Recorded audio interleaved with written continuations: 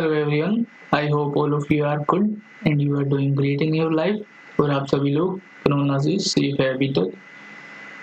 तो पहले जैसे कि आपने थंबनेल देख ही लिया होगा, ये किस बारे में है। ये है बेसिकली डेली करंट अफेयर्स है जो कि हमने हिंदू न्यूज़पेपर से लिए है। हिंदू पूरा कवर किया है हमने, 21 जुलाई का पूरा कवर किया है हिंदू। तो हमने चैनल बेसिकली इसीलिए बनाया है करंट अफेयर्स के लिए। तो पैटर्न डिस्कस कर लेते हैं पहले कि हमारा क्या पैटर्न रहेगा। तो मेनली हम फॉलो करेंगे मंडे टू संडे, हर रोज रात को 8 बजे हम वीडियो डाला करेंगे पूरे दिन के करंट अफेयर्स की। और संडे को हम 2 वीडियो डालेंगे।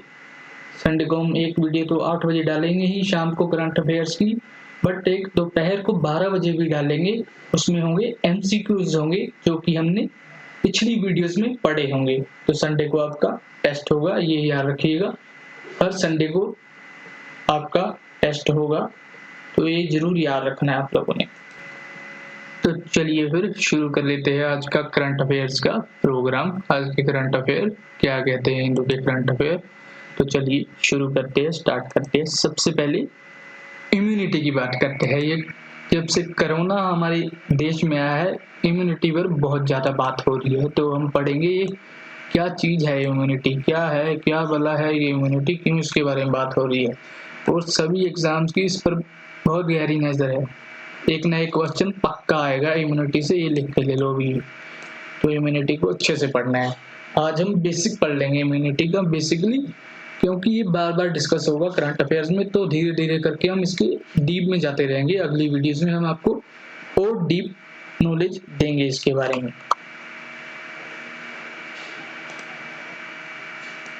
तो हम पढ़ेंगे इम्यूनिटी क्या है और इसके टाइप्स क्या है और किस चीज़ के होने से हमें इलनेस होती है और किस चीज़ के होने से वो इलनेस दूर होती है। ये सब हम पढ़ेंगे आज इस स्लाइड में। तो सबसे पहले इम्यूनिटी की डेफिनेशन पढ़ लेते हैं। What is immunity in simplest वे।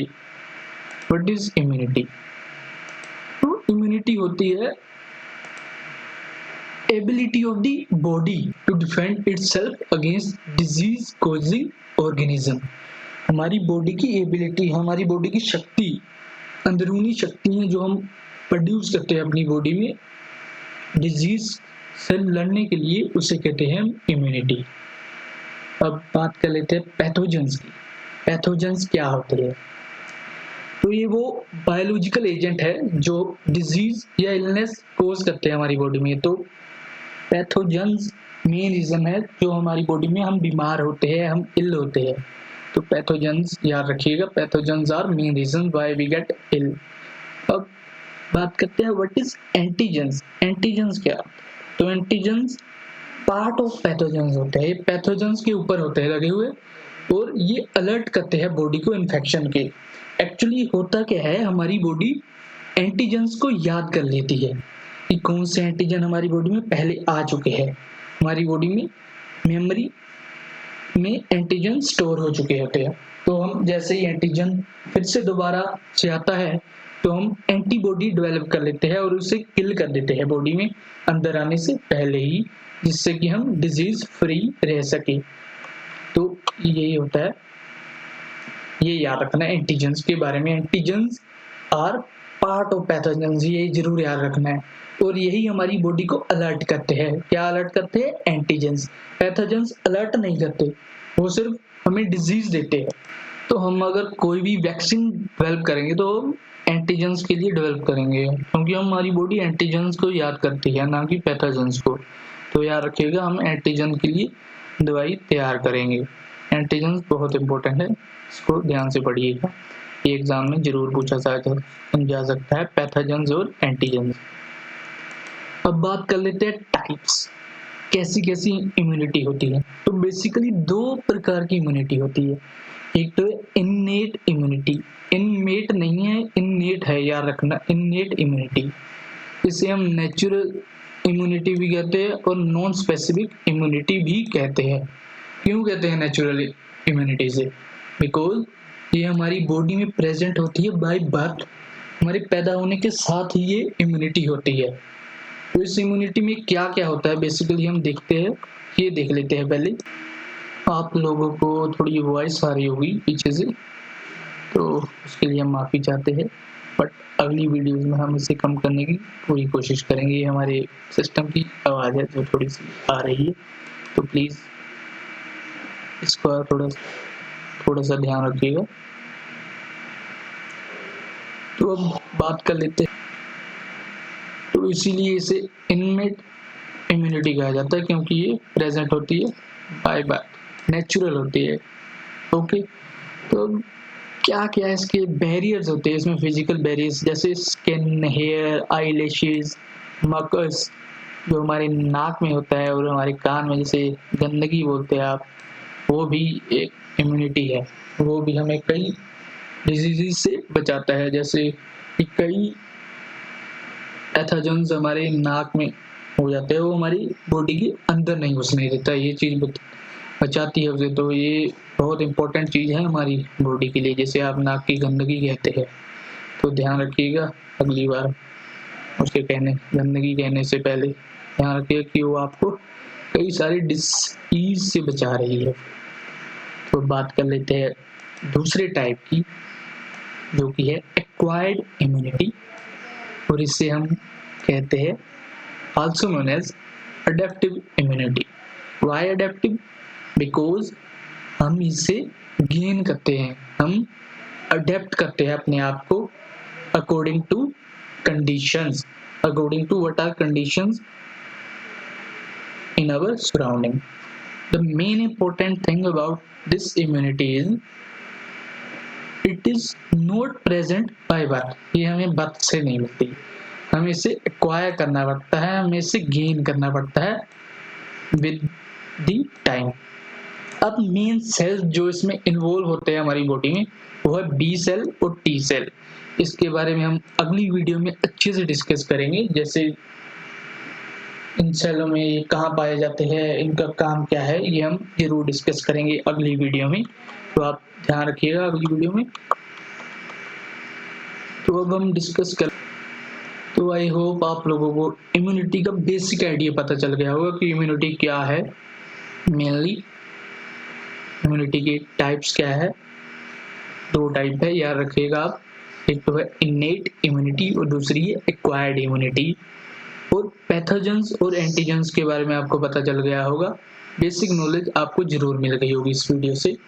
तो आशा करते हैं आप सभी को समझ आया होगा। अब देखते हैं अगला टॉपिक क्या था आज के हिंदू न्यूज़पेपर में।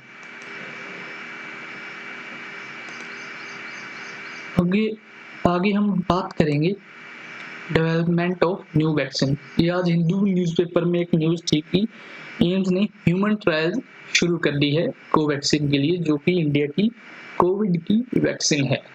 तो हम पता करेंगे कि इंडिया अभी कहाँ तक पहुँच गया है। ये सारे स्टेप्स है एक वैक्सीन बनाने के, देख लीजिए 1 2 3 4 5 6 स्टेप्स है बेसिकली हमारे तक पहुँचने के लिए उसके। तो हम अभी तक कहाँ तक पहुँचे हैं ये हम आज यहाँ पर डिस्कस करेंगे, वन बाय वन हम सबको डिस्कस करेंगे। एक्सप्लोरेटरी स्टेज क्या है, प्री क्लिनिकल स्टेज क्या है, क्लिनिकल डेवलपमेंट किसे कहते हैं, रेगुलेटरी रिव्यू और अप्रूवल क्या होता है, मैन्युफैक्चरिंग कौन करता है, कैसे होती है, और क्वालिटी कंट्रोल कब किया जाता है, ये हम डिस्कस करेंगे वन बाय वन। तो सबसे पहले एक्सप्लोरेटरी स्टेज, ये सबसे पहला स्टेज है जब हम पहले तो किसी वायरस को जानते हैं, उसके बारे में पढ़ते हैं, उसका टाइप पता करते हैं क्या है, तो हम आइडेंटिफाई करते हैं नेचुरल और synthetic antigens that might help in preventing और लोअरिंग डिजीज। तो इसमें सबसे पहले वही कि वायरस के बारे में पता किया जाता है कि वायरस के अंदर क्या है, उसके एंटीजेंस कौन से है, हमें क्या डेवलप करना है आगे। तो ये हम एक्सप्लोरेटरी स्टेज में पता करते हैं।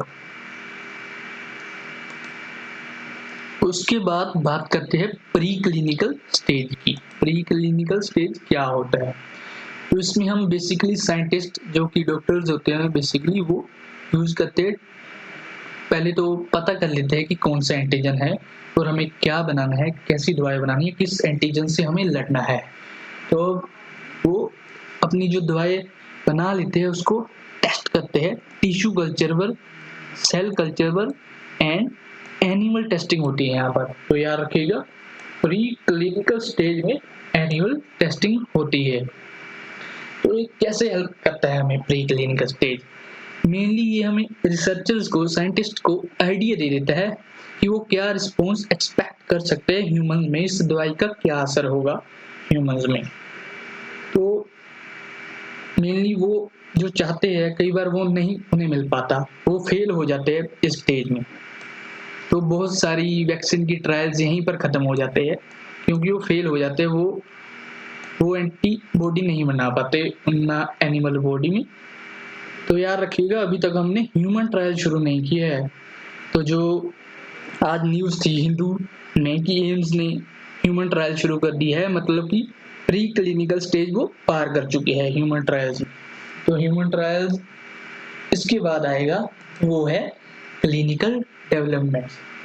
क्लिनिकल डेवलपमेंट्स में 3 फेज होते हैं मेनली। यहाँ हम ह्यूमन ट्रायल शुरू कर देते हैं, यहाँ पर ह्यूमन ट्रायल। ओके, तो सबसे पहले फेज 1। फेज 1 क्या होता है?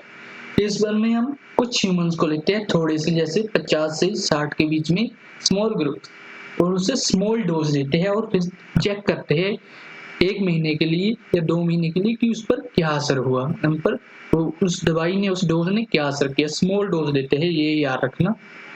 और उसके बाद फिर हम जाते हैं फेज 2 में। हम नंबर ऑफ पीपल इंक्रीज कर देते हैं, वो 100 में चले जाते हैं नंबर ऑफ पीपल, और number of amount of dose also increase कर देते हैं। जैसे पहले उन्हें थोड़ा कम दवाई देते थे, अब थोड़ी ज्यादा देने लगे हैं उन पर, और चेक करते हैं कि क्या उसके साइड इफेक्ट्स है, क्या उसके इफेक्ट्स हो रहे हैं पर्सन की बॉडीज पर। और आखिर में होता है फेज 3। इसमें हम हजारों लोगों के ऊपर टेस्ट करते हैं,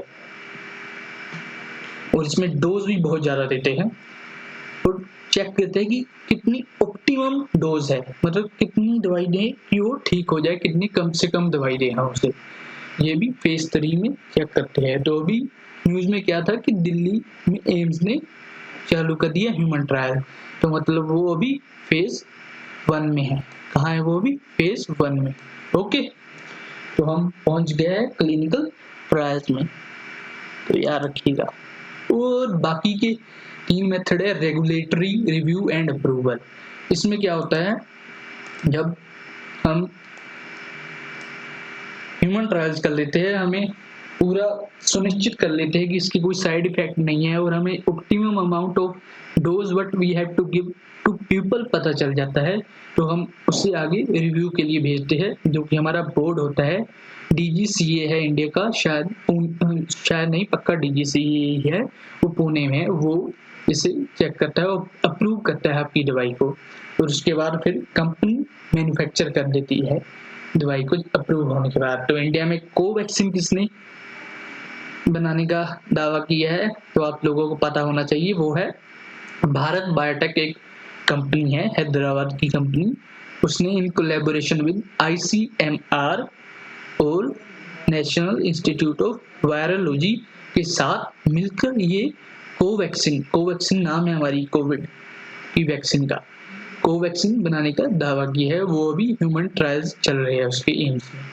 और आखिर में जब मैन्युफैक्चरिंग हो जाती है तो उसके बाद हम क्या करते हैं, क्वालिटी कंट्रोल करते हैं। होगे कि कहीं कुछ माल प्रैक्टिसेस तो नहीं हो रही हमारी दवाई के साथ, कहीं इसका गलत इस्तेमाल तो नहीं हो रहा। तो ये सभी हम देखते हैं, आखिर में एक क्वालिटी कंट्रोल करते हैं। तो ये बेसिकली 6 स्टेप्स है। सबसे पहले एक्सप्लोरेटरी, उसके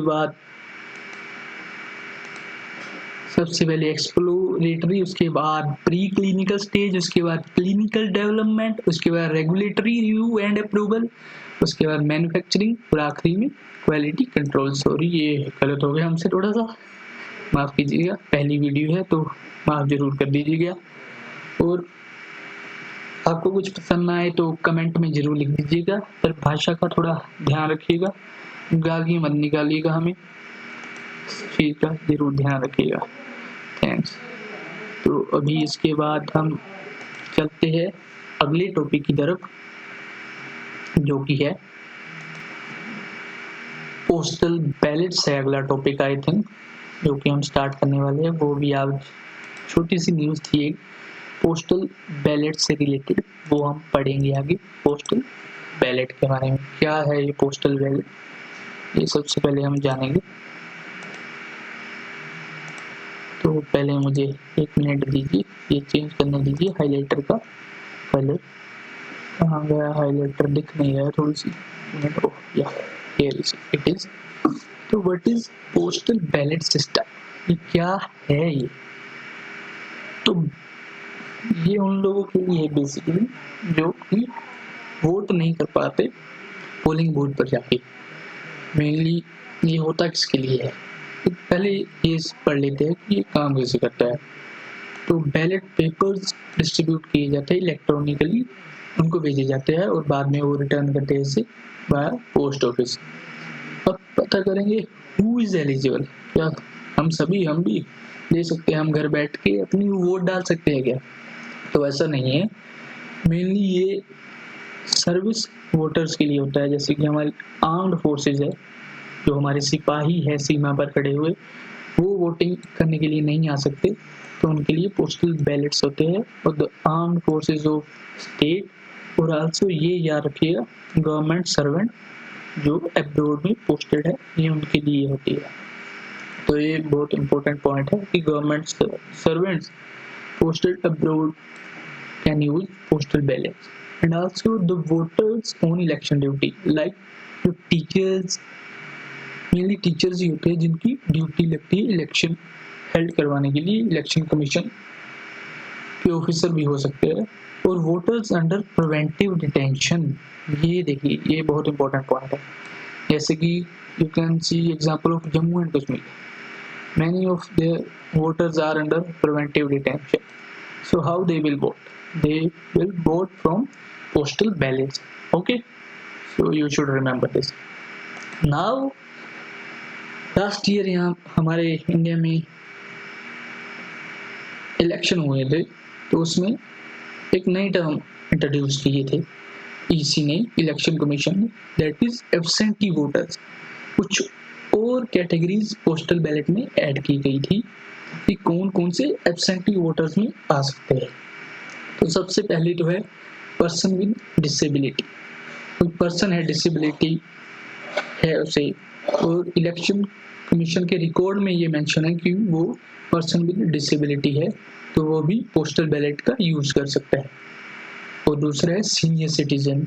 एज यू कैन सी काफ़ी सीनियर सिटीजन होते हैं जो कि वोट नहीं कर पाते क्योंकि उनकी कंडीशन नहीं होती ऐसी कि वो पोलिंग बूथ जा पाए और वोट करें,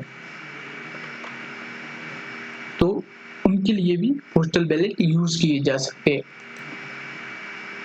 पर ये जरूर याद रखिएगा, ये जो सीनियर सिटीजन है, बेसिकली हमारे यहाँ तो होते सीनियर सिटीजन 60 इयर्स के अब को हम सीनियर सिटीजन बोलते हैं, पर एब्सेंटी वोटर के टर्म में सीनियर सिटीजन होगा जिनकी एज 80 ईयर्स से अबव है, 80 ईयर्स या उसके अबव है, उसे हम सीनियर सिटीजन कहेंगे। ये याद रखना, एक क्वेश्चन में जरूर आ सकता है। और उसके बाद person employed in essential services, जैसे कि रेलवे, स्टेट ट्रांसपोर्ट, ये वो लोग होते हैं जैसे रेलवे में कोई एम्प्लॉय है, रेलवे का एम्प्लॉय है, वो कहीं और होगा, उसकी ड्यूटी कहीं किसी और स्टेट में है और वो नहीं आ पा रहा, तो वो नहीं आ पा सकता क्योंकि पोलिंग बूथ पे उसकी ड्यूटी किसी और स्टेट में है, वो रेल से कहीं और स्टेट में गया हुआ है, तो उनको भी पोस्टल बैलेट के जरिए वोट करने का मौका इलेक्शन कमीशन देगा, ये कहा गया था यहाँ पर। तो आई होप आप लोग एब्सेंटी वोटर्स का कंसेप्ट जरूर समझ गए होंगे, कौन कौन एब्सेंटी वोटर्स है, इसमें कौन कौन आते हैं, जैसे पीडब्ल्यूडी, सीनियर सिटीजन, और person employed in essential services. अब आपको एसेंशियल सर्विसेज का पता होना चाहिए कौन कौन सी है, क्या क्या लिखा है। अब एक और टर्म यूज किया था इलेक्शन कमीशन ने, वो है स्वीप इनिशिएटिव। क्या है ये स्वीप इनिशिएटिव? क्या है, कोई झाड़ू वाला है वो स्वीप है, स्वीपिंग करने वाला, स्वच्छ भारत से रिलेटेड है? तो नहीं, ऐसा बिल्कुल नहीं है। ये जरूर याद रखिएगा, स्वीप कोई झाड़ू से रिलेटेड नहीं है, स्वच्छ भारत से रिलेटेड नहीं है।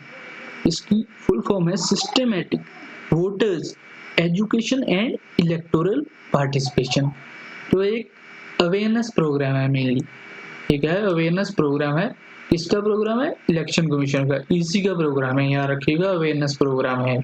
तो ये कोई झाड़ू से रिलेटेड नहीं है, स्वीप इनिशिएटिव याद रखिएगा, इसकी फुल फॉर्म जरूर याद रखिएगा, systematic voter education and electoral participation, ये आपको जरूर याद रखना है। अब इसके बाद चलते हैं अगले टॉपिक पर। तो आज एक न्यूज थी, फ्रंट पेज पर ये न्यूज थी कि 6 month later MHA Ministry of Home Affairs yet to frame rules on CAA। तो CAA के बारे में तो आप सभी लोग जानते ही होंगे आई थिंक। तो क्या कहने जा रही है न्यूज में कि 6 महीने हो गए अभी तक कोई भी रूल नहीं बनाया है मिनिस्ट्री ऑफ होम अफेयर्स ने CAA के रिलेटेड, इसे इम्प्लीमेंट कैसे करेंगे हम। तो न्यूज इतनी इम्पोर्टेंट नहीं है, बट इम्पोर्टेंट क्या है हमारे लिए कि रूल्स कब बनाए जाते हैं, कितने समय बनाए जाते हैं, इन्हें कौन बनाता है, और कैसे अगर डिले हो जाए तो एक्सटेंशन कहाँ से लेते हैं हम इसके लिए। तो ये सबसे पहले तो ये रूल्स कहाँ लिखे हुए हैं? तो ये रूल है मैनुअल्स ऑफ पार्लियामेंट प्रोसीजर में लिखे हुए हैं rule. According to manual of parliament procedure, तो पढ़ते हैं क्या कहता है मेनली मैनुअल पार्लियामेंट प्रोसीजर। तो इसमें ऐसा लिखा है कि statutory rules, regulation and bylaws must be formed with in 6 month. तो 6 महीने में हमें रूल्स बनाने होंगे। और 6 महीने कब से?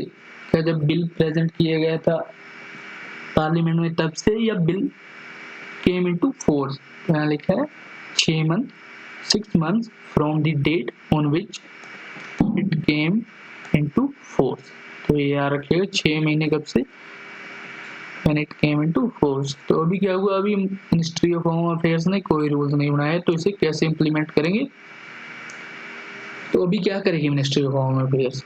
Mainly they will take extension from whom? Extension from committee of subordinate legislation, और मिनिस्ट्री ऑफ होम अफेयर्स को रीजन भी देना पड़ेगा कि वो क्यों डिले कर दिया उन्होंने, क्यों नहीं बनाया अभी तक रूल। तो विद रीजन वो एक्सटेंशन ले सकते हैं, रीजन देंगे और एक्सटेंशन उन्हें मिल जाएगी। अब बात करते हैं एक्सटेंशन कब तक मिलेगा, क्या उन्हें और 6 महीने मिल जाएंगे या उन्हें 6 महीने से कम मिलेगा? तो यहाँ साफ साफ लिखा है, न्यूज में भी लिखा था आज की, कि extension period will be 3 months at a time. वो सिर्फ 3 महीने का होगा एट अ टाइम लिखा है यहाँ पर, ये अच्छे से बढ़िए से। तो मतलब कि एक समय में सिर्फ 3 महीने का मिल सकता है, तो वो फिर से एक्सटेंशन ले सकते हैं 3 महीने के बाद, और 3 महीने चलती जाएगी ये साइकिल। तो ये आप देख लीजिएगा। अब हम चलते हैं अगले टॉपिक पे। अगला एक छोटा सा न्यूज था, बिल्कुल ही बचपन बचाओ आंदोलन। न्यूज कुछ ज्यादा इम्पोर्टेंट नहीं थी, बट एक बार इसके बारे में पढ़ लेते हैं, ये क्या है बचपन बचाओ आंदोलन। तो जैसा कि आप देख ही सकते हैं, बचपन बचाओ, बचपन को बचाना है हमें, कैसे? मतलब सेव चिल्ड्रन फ्रॉम एक्सप्लॉयटेशन। तो एक किसकी संस्था है, किसने बनाया है? इसका फाउंडर है कैलाश सत्यार्थी। आई होप आप सभी लोग जानते होंगे कैलाश जी को। ये हमारे नोबेल पीस प्राइज विनर है, इन्हें पीस प्राइज मिला था, I don't remember year, but Malala Yousafzai के साथ इन्हें पीस प्राइज मिला था जब, I can assure you, Malala Yousafzai was with him. तो ये बचपन बचाओ आंदोलन इन्होंने कब स्टार्ट किया था? ये 1980 में स्टार्ट किया था। और ये कैसे काम करता है? ये works with government agencies and policy makers, government के साथ काम करता है, ये याद रखना, और policy makers to strengthen this system. तो ये जो सिस्टम है, राइट अगेंस्ट एक्सप्लॉयटेशन, हमारा फंडामेंटल राइट है, तो इसे इसके रूल्स को और स्ट्रेंथन करने के लिए ये काम करता है बचपन बचाओ आंदोलन। तो देख लीजिएगा, ये याद रखिएगा, फाउंडर कौन है? कैलाश सत्यार्थी। अब पढ़ लेते हैं, छोटे छोटे टॉपिक रह गए हैं, बस कुछ ही टॉपिक बचे हैं, जैसे कि JNPT। ये छोटा सा टॉपिक था आज के न्यूज़पेपर में। ये क्या है JNPT? तो जे से जवाहरलाल, N से नेहरू, P से पोर्ट और T से ट्रस्ट। ये क्या है? सबसे इम्पोर्टेंट बात इसके लिए ये है, इंडिया का लार्जेस्ट कंटेनर हैंडलिंग पोर्ट। तो याद रखना, एक क्वेश्चन आ सकता है कि मेनली UPSC CSC में तो ये पूछना काफ़ी मुश्किल है, नहीं पूछेंगे, वो एक्चुअल है वो थी, बट रीजनल पेपर में आ सकता है कि India's largest container handling port कहाँ है और कौन सा है। तो जवाहरलाल नेहरू पोर्ट है, ये याद रखिएगा, जवाहरलाल नेहरू पोर्ट ट्रस्ट। अब बात करते हैं ये कहाँ है। तो ये है हमारी नवी मुंबई में। कहाँ है? बॉम्बे में, हमारी इकोनॉमिक कैपिटल में। ये है बॉम्बे में सबसे बड़ा पोर्ट, कंटेनर हैंडलिंग पोर्ट। और इसका आल्सो इसका अलग नाम भी है Nhava Sheva port, Nhava Sheva port I think. अगर मैं इसको प्रोनाउंस गलत कर रहा हूँ तो माफ कर दीजिएगा, गलती हो जाएगी। तो नावा शिवा पोर्ट भी कहते हैं इसे। और ये जो यहाँ बना है वो स्पेशल इकोनॉमिक जोन में आता है। स्पेशल इकोनॉमिक जोन क्या है? तो यहाँ पर मेनली ट्रेड को एनकरेज करने के लिए यहाँ पे थोड़े रूल्स रिलैक्स कर दिए जाते हैं। तो ट्रेड को एनकरेज करने के लिए स्पेशल इकोनॉमिक जोन्स होती है, कुछ होती है, हर स्टेट में बनाए जाते हैं। तो ये देख लीजिए, JNPT under special economic zone आता है। अब पढ़ते हैं हम पद्मनाभा स्वामी टेम्पल। तो ये टेम्पल भी न्यूज में था, कुछ साल पहले आया था टेम्पल न्यूज में। यहाँ सोना मिला था बहुत ज्यादा, और कई और दवार खोलने वाले थे इसके, उसके अंदर भी सोना मिलने वाला था। तो हमारे न्यूज चैनल काफी कुछ हो रहे थे इसका, कितना सोना है यहाँ पर, इतना सोना है, बट अभी तक वो खुला नहीं है लास्ट गेट। तो हमें कुछ पता नहीं है सोने के बारे में। तो सोने से हमें कुछ लेना देना नहीं है एग्जाम पर्सपेक्टिव, बट हमें क्या याद करना है कि कहाँ है, इसकी लोकेशन कहाँ है, और ये किसने बनाया था, कोर्ट ने क्या ऑर्डर दिया इसके बारे में। तो सबसे पहले इसकी लोकेशन ये हमारा केरला में है, सदर्न मोस्ट स्टेट में केरला में है, और अरेबियन सी के बहुत ही करीब है, कोस्ट के करीब ही है, बिल्कुल करीब तो नहीं है बट करीब है कोस्ट के। तो ये कब बना था? ये 18th सेंचुरी में बनाया गया था। त्रावणकोर के महाराजा थे मार्तांडा वर्मा ने इसे बनाया था। अब हुआ क्या इस केस में कि जो राजा के आगे वंशज थे वो इस मंदिर की पूरी देख रेख करते, बट जैसे कि 2009 में आई थिंक जो उसका लास्ट सक्सेसर था वो मर गया, उनकी डेथ हो गई। बट उसके बाद जो उनका भतीजा था उसे राजा बनाया गया। बट केरला हाई कोर्ट ने क्या बोला कि हम नहीं आपको राजा मानेंगे, आप कंटिन्यू नहीं कर सकते टू एक्सर्ट इज शिबायत राइट्स। अब शिबायत राइट्स क्या होते हैं?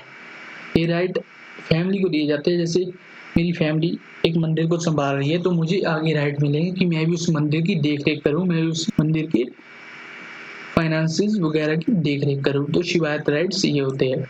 तो केरला हाई कोर्ट ने कहा था 2011 में कि आप नहीं कर सकते।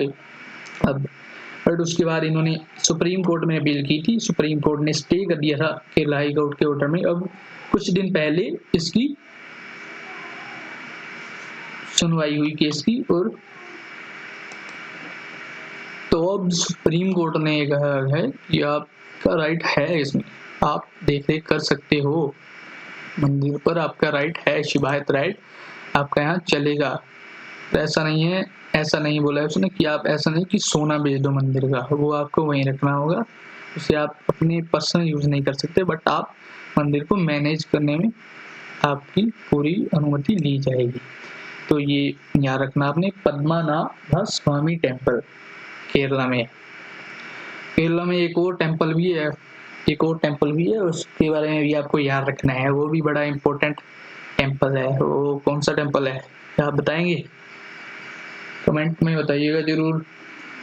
बड़े केस चल रहे थे उस टेम्पल से रिलेटेड भी, उसमें मेनली वुमेन्स की एंट्री बैन थी उस टेम्पल में। लास्ट ईयर बड़ा हंगामा हुआ था उस टेम्पल से रिलेटेड।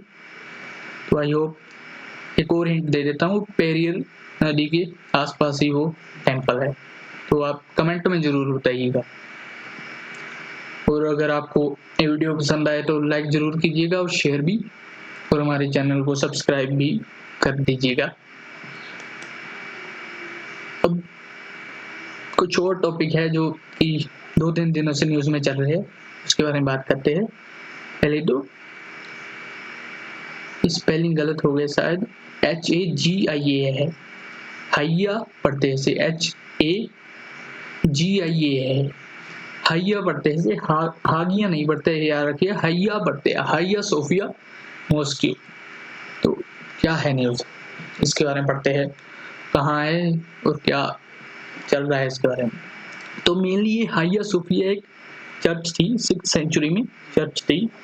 फिर बहुत उसके बाद फिर इसे मॉस्क्यू बना दिया गया था थोड़ी समय बाद, बट फिर 1930 में आके वर्ल्ड वार 1 के बाद इसे एक म्यूजियम बना दिया गया था। और अब क्या हुआ है, अब है कहाँ पर पहले देख लीजिए, इस्तांबुल में है। हाँ, इस्तांबुल में, और इस्तांबुल कहाँ है, टर्की में। तो यार हैया सोफिया मॉस्क्यू कहाँ है, इस्तांबुल में, इस्तांबुल कहाँ है, टर्की में। इस्तांबुल आधा एशिया में आधा यूरोप में है, याद रखिएगा, बहुत इंपॉर्टेंट बात है कि कौन सी सिटी है जो आधी एशिया में है और आधी यूरोप में है। तो इस्तांबुल है इसका आंसर। और पहले तो यहाँ पर चर्च थी, उसके बाद मॉस्क्यू बना, और 1930 में इसे म्यूजियम बना दिया गया, टर्की वालों ने इसे म्यूजियम बना दिया। अब क्या हुआ है, कुछ दिनों पहले टर्की सरकार ने बोला है कि हम इसे फिर से मॉस्क्यू बना देंगे, और शुरू भी कर दिया उन्होंने प्रेयर्स। आई थिंक उन्होंने बोला 24 से शायद वो स्टार्ट कर देंगे प्रेयर करना है इसके अंदर। तो यही है इसके बारे में, ये याद रखिएगा, कहाँ है, टर्की में है।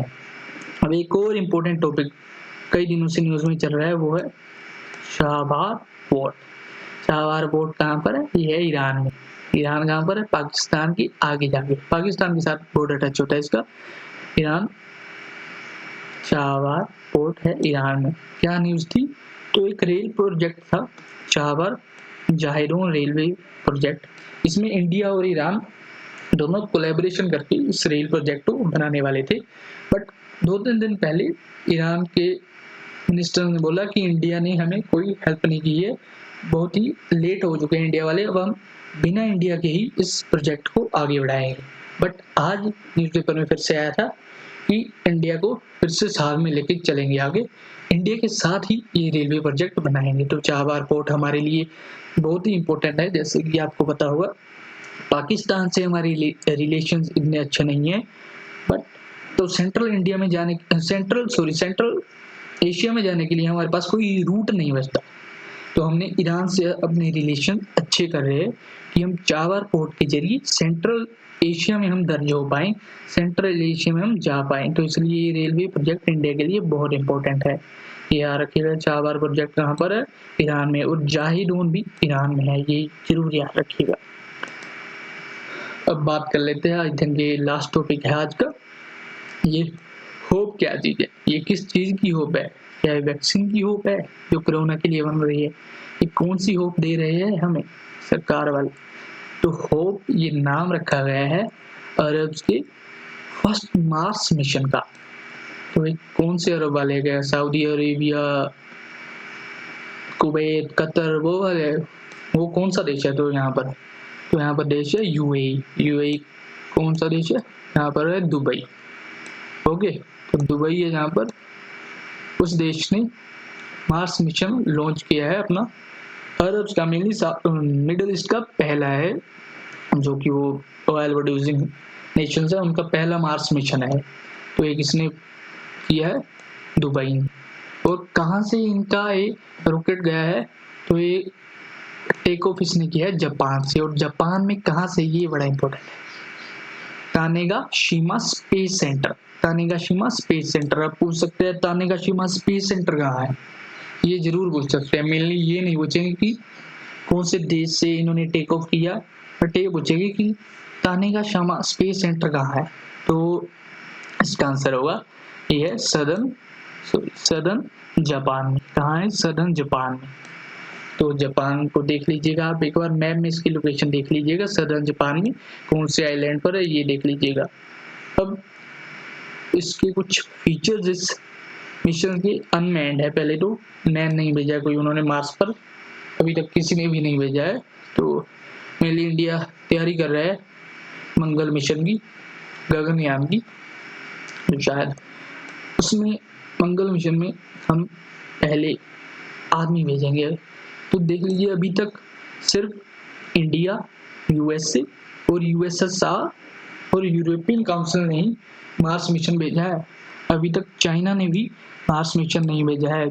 शायद वो अभी भेजने वाले हैं इस मंथ के एंड तक, बट चाइना से पहले अरब वालों ने भेज दिया है और उनसे पहले इंडिया वालों ने भेज चुके हैं। और ये एक्सपेक्टेड है कि ये रीच कर जाएगा मार्स की ऑर्बिट को फरवरी 2020 में। तो ये था सब आज का न्यूज़पेपर का एनालिसिस हिंदू का। ये सभी चीज़ें हिंदू के न्यूज़पेपर में थी। आई होप आपको पसंद आई होगी वीडियो। तो वॉइस की थोड़ी सी प्रॉब्लम आ रही होगी, उसे हम ज़रूर फिक्स करेंगे आने वाली वीडियोस में। तो आप सभी लोग अपना साथ बनाए रखिएगा, ये हमारे लिए बहुत ज़रूरी है।